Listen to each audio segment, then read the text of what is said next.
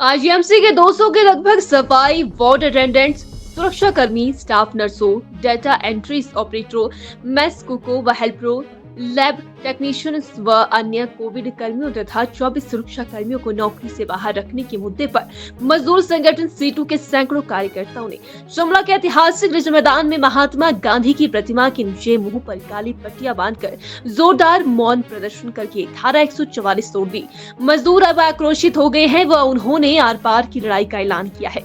Situ ने चेतावनी दी है कि अगर नौकरी से निकालने गए सुरक्षा कर्मियों व कोविड कर्मियों को न्याय न मिला तो आंदोलन उग्र होगा। आंदोलन की अगली कड़ी में सत्याग्रह से आगे बढ़ते हुए जेल भरो आंदोलन, गिरफ्तारियां, चक्का जाम, राजभवन, ओकोवर व सचिवालय मार्च होगा। इनका कोई घर मांग रहे हैं, इनकी प्रॉपर्टी मांग रहे हैं, इनकी संपत्ति मांग रहे हैं, इनकी जागीर मांग रहे हैं। मजदूर तो सिर्फ ये कह रहा है देश का कानून लागू कर दो। मजदूर तो ये कह रहा है कि हम जो 15 सालों से काम कर रहे हैं। मजदूर तो ये कह रहा है कि हमें तो राज्यपाल ने सम्मानित किया, हमें जो एसपी ने सम्मानित किया, हमें एमएस ने सम्मानित किया, डिप्टी एमएस ने सम्मानित किया। मजदूर तो ये कह रहे हैं कि पीटीसी ड्रॉ तक के सर्टिफिकेट है हमारे पास, हमें तुमने निकाल दिया, अपने चहेतों को अंदर भर्ती कर दिया। और ये क्यों हो रहा है, इस बात को आपको हम बताना चाहते हैं। ये सिर्फ एक ही उद्देश्य से हो रहा है, क्योंकि ये सारे लोग यूनियन के पदाधिकारीगण हैं। इनको बाहर करके वो लूट वहां जारी रखना चाहते हैं। अगर वहां कल को ईपीएफ ना दिया जाए मजदूर का, आपके जरिए हम एक और बात कहना चाहते हैं। ये जो आज सिक्योर गार्ड आई और जो पुरानी रेनबो कंपनी थी, पूछिए जाकर, नया ठेका आ गया, 6 महीने का ईपीएफ कहाँ है मजदूरों का जो रेनबो खाकर बैठी है, और उसको क्यों नहीं दिलवा रहे हैं एमएस और डिप्टी एमएस? क्या उसमें सेटिंग है पूरी? उस ठेकेदार से भी पुराने वाले से क्या सेटिंग है? कितना पैसा जो इन लोगों ने हड़पा है उसमें, उसका भी जवाब इनको देना पड़ेगा। तो हम क्या कहना चाह रहे हैं कि इनको निकालने का एक ही मकसद है कि अगर जो ईपीएफ का पैसा अगर इन्होंने खाना है, हजम करना है, ईएसआई का पैसा हजम करना है, छुट्टियों का पैसा हजम करना है, जो रिलीवर लगने हैं। अभी तो 180 का ठेका लेकर आए हैं ये। 37 रिलीवर कहाँ है इनके? 37 रिलीवर तो इनको और देने थे ना, उन 37 का भी पैसा खा चुके हैं ना ये। तो ये करोड़ों रुपए का घोटाला है, आईएमसी के अंदर महा घोटाला है। हमने राष्ट्रपति महोदया को और प्रधानमंत्री महोदय को ऑलरेडी चिट्ठी लिख दी है, कार्रवाई की मांग की है हमने। हम राजभवन जब मार्च करेंगे तो राज्यपाल महोदय को चिट्ठी सौंपेंगे। जिस दिन हम ओकोवर मार्च करेंगे या सेक्रेटरिएट मार्च करेंगे, उस दिन मुख्यमंत्री महोदय को चिट्ठी सौंपेंगे। इसलिए ये जो यूनियन के नेताओं को बाहर करने की साजिश है, तो हम चलने ही नहीं देंगे। इस तरीके का वातावरण हम चलने ही नहीं देंगे। ये हायर एंड फायर हम चलने ही नहीं देंगे। ये देश के कानून की हत्या हम होने ही नहीं देंगे। इसके लिए चाहे जो मर्जी करना पड़े, चाहे हमें हड़तालें करनी पड़े, हमें जेल में जाना पड़े, चाहे हमें जो चक्का जाम करना पड़े, गिरफ्तारियां देनी पड़े, अब हम रुकने वाले नहीं हैं। इन्होंने मजबूर किया हमें, इन्होंने उकसाया हमें, इन्होंने हमें उकसाकर जो इस तरीके से यहाँ का वातावरण बना दिया। लेकिन दुख की बात है, एसपी और डीसी साहब जो हैं वो इन पर कार्रवाई नहीं करते हैं, वो भी मौन हैं, चुप हैं। ये चुप भी अपने आप में दर्शा रही है कि कुछ गड़बड़ झाला जरूर है। अदरवाइज जो कोई कार्रवाई अमल में होती, इंक्वायरी कॉन्स्टिट्यूट होती। अगर हम इल्जाम लगा रहे हैं ना, प्रदेश सरकार का काम है इंक्वायरी कॉन्स्टिट्यूट करना, उसको जो दूध का दूध पानी का पानी करना। अगर हम गलत हैं, हमें सजा दे दो, हमें जेल में डाल दो, हमें जितने साल की सजा होती है दे दो। लेकिन अगर वो गलत हैं तो अधिकारियों पर एफआईआर दर्ज होनी चाहिए, ठेका तुरंत निरस्त होना चाहिए, और ये अधिकारी जेल की सलाखों के पीछे होनी चाहिए। गड़बड़ी प्रबंधन में है कि सरकार भी शय दे रही है, और दूसरा जो आपने अल्टीमेट हो रहा है, किस मुद्दे को लेकर? देखिए, अभी पीछे जो आईजीएमसी में प्रदर्शन हुआ था सीआईटीयू का, सिक्योरिटी वर्कर्स के मसले पर और कोविड वॉरियर्स के मसले पर, हमने उसी दिन इस बात को चिताया था कि अगर हमसे वार्तालाप नहीं होती है, बातचीत नहीं होती है, और ये जो सुरक्षा कर्मचारी हैं और जो कोविड के दौरान रखे हुए कर्मचारी हैं, इनको वापस नहीं लेते हैं आईजीएमसी में, तो निश्चित तौर से अब आंदोलन को हम उग्र करेंगे। और आपको हम कहना चाहते हैं कि आईजीएमसी से बढ़ते हुए अब हम जो है रिज पर पहुंच चुके हैं। आज शांतिपूर्वक प्रदर्शन हो रहा है।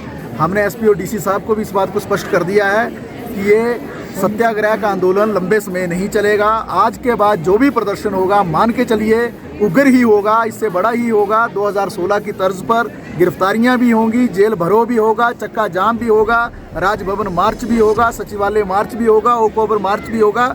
हमने पूरा मन बना लिया है कि अब आंदोलन को हम आगे बढ़ाएंगे, क्योंकि आईजीएमसी के अंदर पूरी तरह से तानाशाही चल रही है। ये तानाशाही किसी भी रूप में स्वीकार नहीं होगी।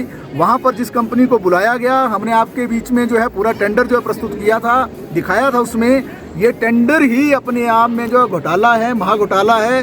उसकी शर्तें किसी रूप में लागू नहीं हुई।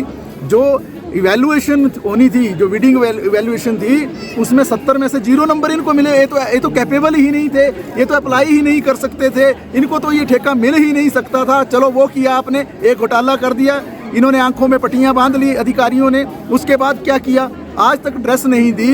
टेंडर के अंदर जो पेनल्टीज हैं, उस टेंडर के अंदर साफ है कि अगर पूरे वर्कर नहीं रखे होंगे, हर दिन 500 रुपया फाइन होगा एक एक वर्कर पर, जितने नहीं रखे होंगे। दूसरी बात, जितने लोगों को इन्होंने ड्रेसेस नहीं दी हैं, देखिए ना कितनी बड़ी विडंबना है। ये कंपनी किस दिन से काम कर रही है, इसकी अपनी ड्रेस तक नहीं है, आई कार्ड नहीं है, जूता नहीं है, जुराब नहीं है, बेल्ट नहीं है, कैप नहीं है। ये कहाँ से कौन सी कंपनी आ गई उठकर, किस तरीके से ये काम कर रही है।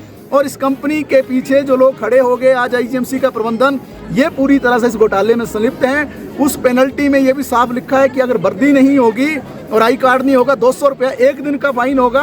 और जो उसकी क्लॉज 4 है उसमें लिखा है रेकरिंग, यानी कि अगर आज 200 रुपया फाइन होता है तो कल वो 400 हो जाएगा, परसों वो 800 हो जाएगा, अगले दिन वो 1600 हो जाएगा। इस तरीके से 21 दिन का पैसा ही ये 10 लाख रुपए से ज़्यादा हो गया है जो पेनल्टी इन्होंने वसूल करनी है आईजीएमसी के प्रबंधन ने। लेकिन वो पेनल्टी वसूल नहीं कर रहे हैं क्योंकि इनकी पूरी मिलीभगत है, कमीशनखोरी है, पूरी धंधेबाजी है। हम ये कहना चाह रहे हैं कि अभी भी वक्त है। ये लोग वो लोग हैं जिनको राज्यपाल ने सम्मानित किया, जिनको सुप्रिंटेंडेंट ऑफ पुलिस ने सम्मानित किया, जिनको एमएस ने स्वयं सम्मानित किया, जो आज एमएस हैं, जो डिप्टी एमएस थे, इन्होंने स्वयं सम्मानित किया। इन सम्मानित व्यक्तियों को, जिनके पास ड्रॉ पीटीसी सेंटर तक के सर्टिफिकेट हैं, जो पुलिस की ट्रेनिंग होती है, इनको इन्होंने बाहर कर दिया। जो 15-15 साल से काम कर रहे थे और जो इनके चहेते हैं, उनको इन्होंने लगाने की कोशिश की है। वो भी हम पूरी लिस्ट के साथ आएंगे। अभी हम स्टेप बाय स्टेप आ रहे हैं। पूरे हम टेंडर को आपके बीच में हर दिन नहीं रख रहे हैं। हर दिन जब भी हम प्रदर्शन कर रहे हैं, एक एक बात को उठा रहे हैं। पूरे के पूरे टेंडर में एक पूरा घोटाला है, जिसके खिलाफ आज जो हम यहाँ रिज में जो है महात्मा गांधी की प्रतिमा के नीचे आ गए हैं सत्याग्रह करने, ये काली पट्टियां बांध कर। लेकिन हम चेताना चाहते हैं, सत्याग्रह का आंदोलन ज़्यादा दिन लंबा नहीं चलेगा। ये शुरुआत है आंदोलन की, इसके आगे जो आंदोलन होगा उग्र होगा, जैसा मैंने पहले जिक्र कर दिया। आंदोलन कब से लेकर होगा, क्योंकि आप लोग आंदोलन की चेतावनी दी? निश्चित तौर से 3-4 दिन के बाद हमारी रणनीति बन रही है। मैंने पहले भी आपको अनौपचारिक रूप में ये बात अभी कही कि अगला जो स्टेप होने वाला है, ये 2016 की तर्ज पर शिमला शहर के अंदर एक बहुत बड़ा आंदोलन खड़ा होने वाला है, जिसकी कल्पना अभी प्रशासन नहीं कर रहा है। अभी एसपी और डीसी साहब जो है इस बात का संज्ञान नहीं ले रहे हैं। ये इनकी जिम्मेवारी है। क्यों मजदूरों को जो है, उनको जो है आप जो है उनको इस तरीके से उचकाना चाहते हैं, उनको ज़बरदस्ती जो है आप इस रास्ते पर डालना चाहते हैं। आप क्यों शहर का वातावरण जो है इस तरीके से बनाना चाहते हैं जहां जो है नारेबाजी हो, जहां रोज़ धरने प्रदर्शन हो। ये काम एसपी और डीसी साहब का है, वो तुरंत हस्तक्षेप करते हैं। लेकिन दुख की बात है, डीसी और एसपी साहब ने कोई हस्तक्षेप इस पूरे मुद्दे पर नहीं किया है। उनका हस्तक्षेप इसमें आवश्यक था।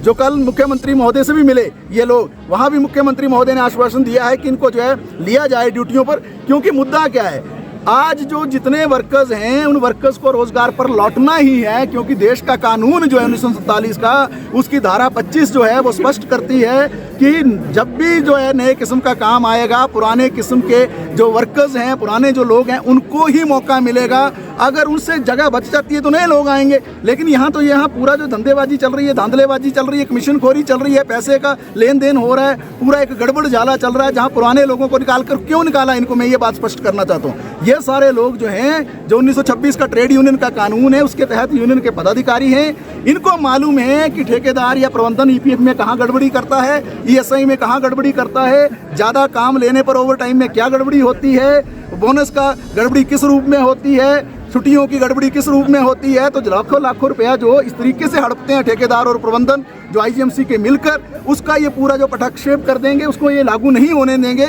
इसलिए इनको जानबूझकर बाहर किया जा रहा है ताकि इनका जो पूरा ये जो गोरख धंधा ये चलता रहे। तो इसको हम किसी भी रूप में स्वीकार नहीं करना चाहते हैं। एक और बात मैं कहना चाहता हूँ, आज तक चीफ सिक्योरिटी ऑफिसर इन्होंने नहीं रखा।